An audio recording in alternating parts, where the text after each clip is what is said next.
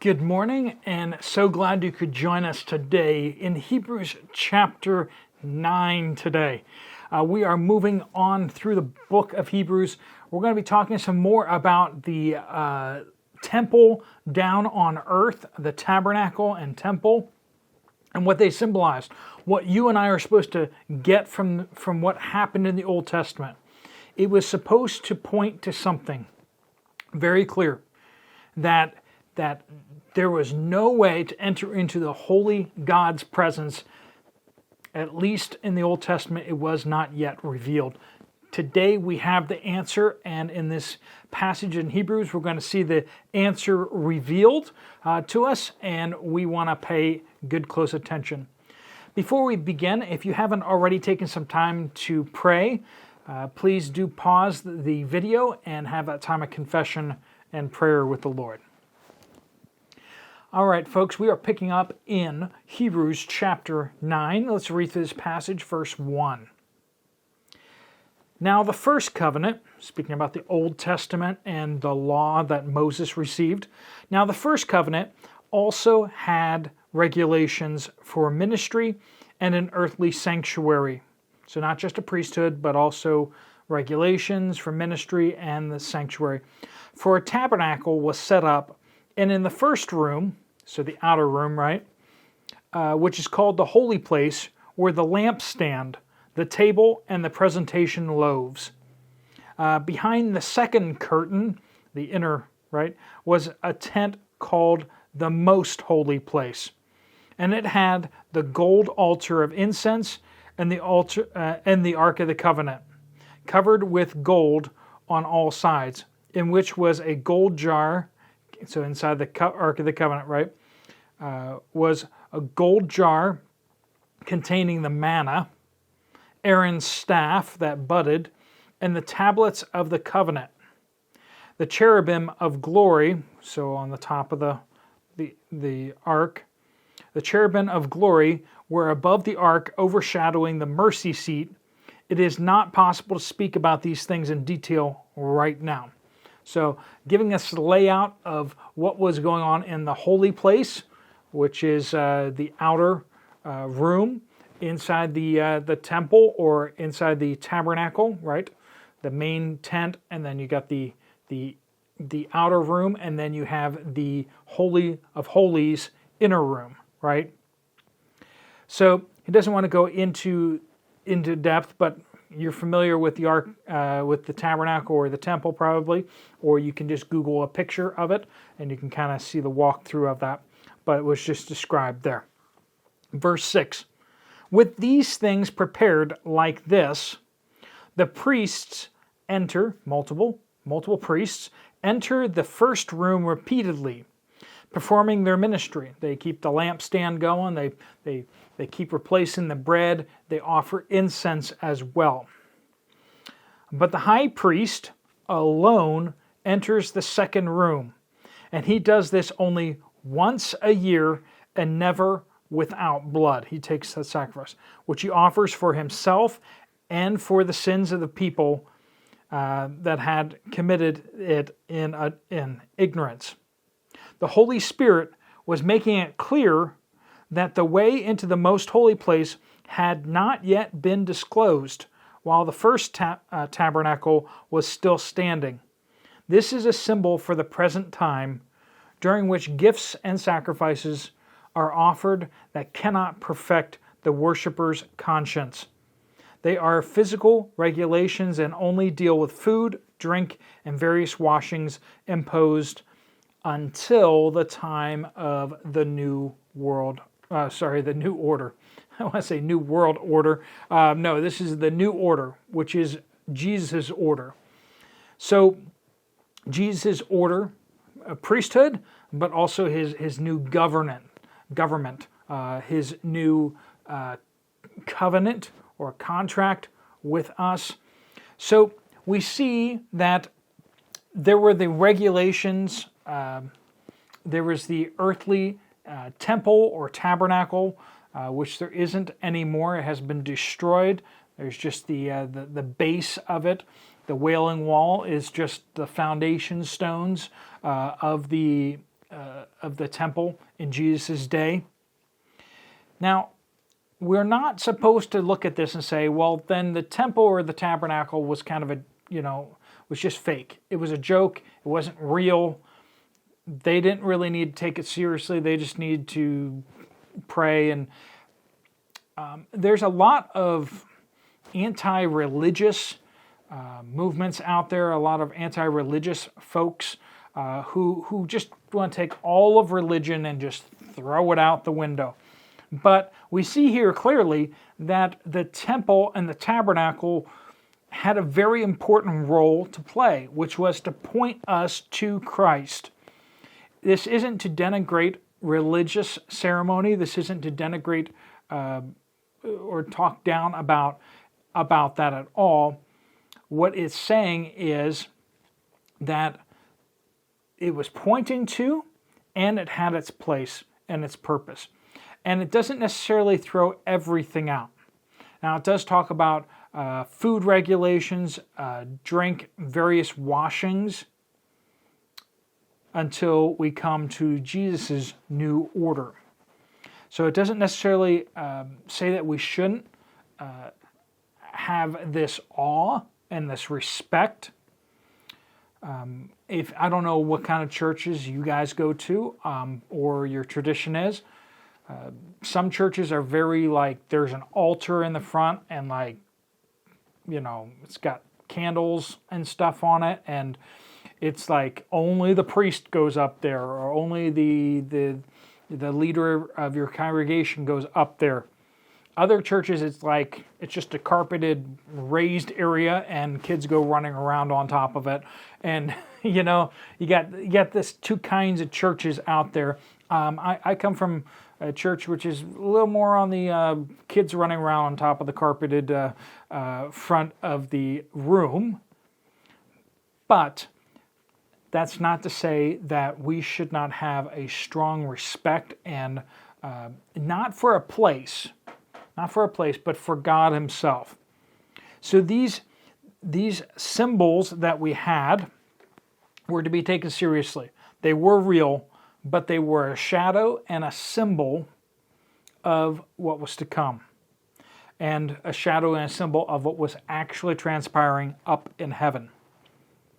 Down here in verse 6, we see, with these things prepared like this, the priests enter the first room repeatedly.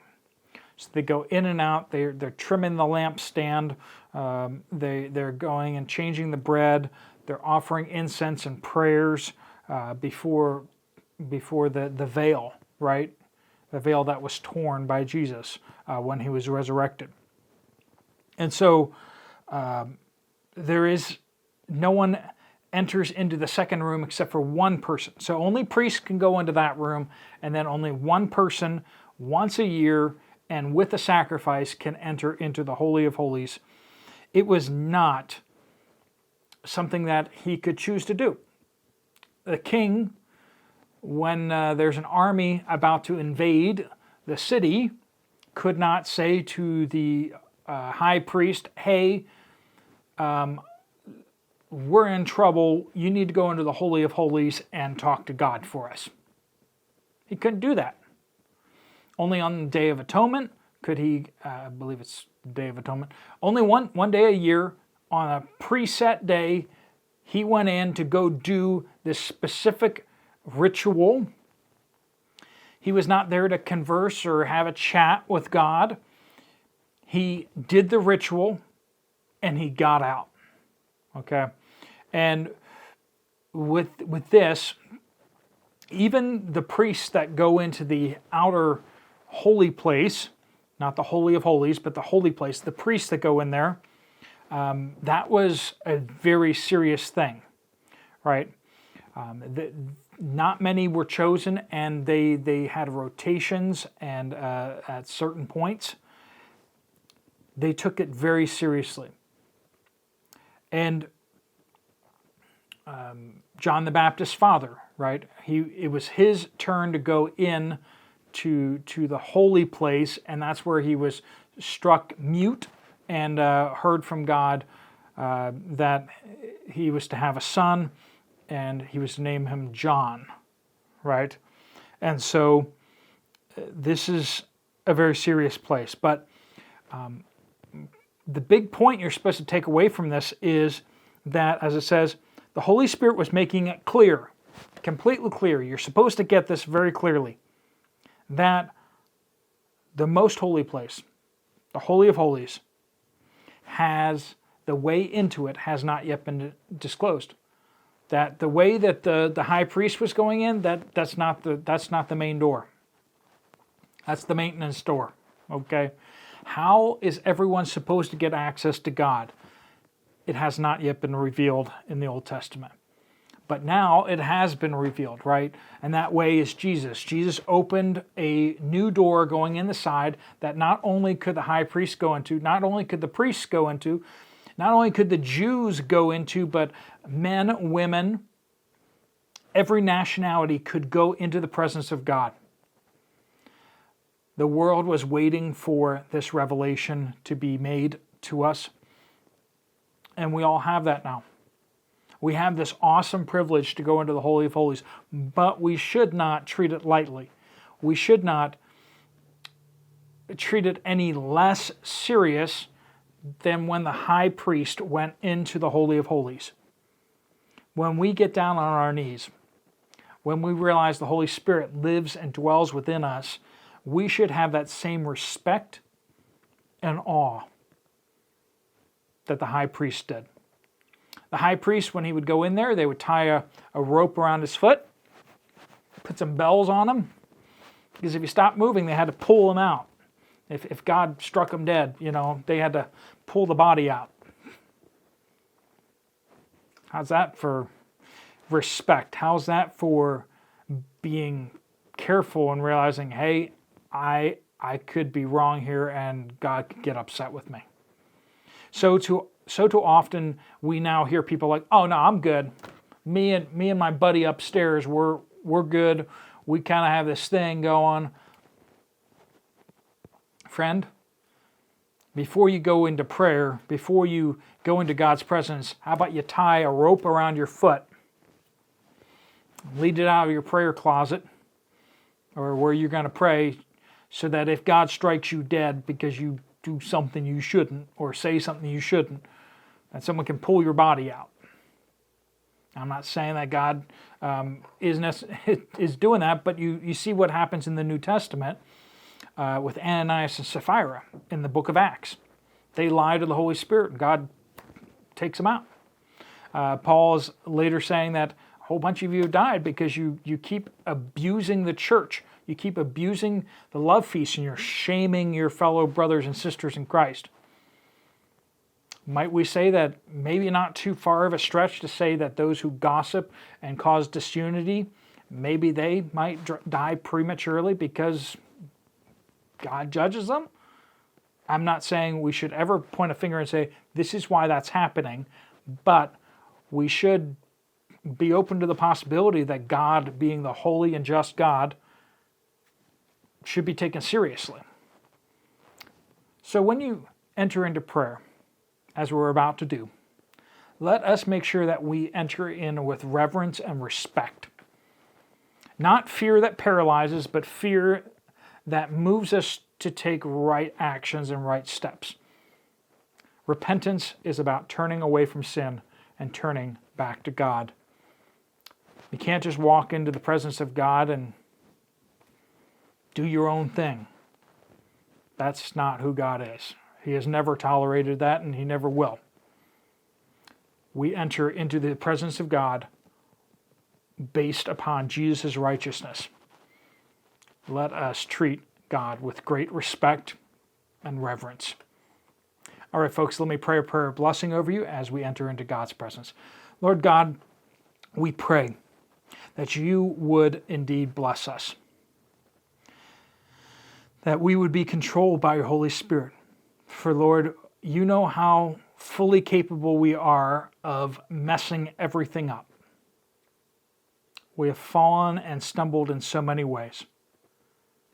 But yet we believe your power and your grace can make something of us. Lord, we pray for your mercy and grace upon us today. We pray that you would help us to do what is pleasing to you and to be a witness and a blessing to others. Lord, we pray these things in Jesus' powerful name. Amen. Thanks so much for joining with us in this study. There are a couple Bible studies up on the screen if you want to check out some other ones or start a different one. I'll see you guys over there, or I'll see you later. God bless you all.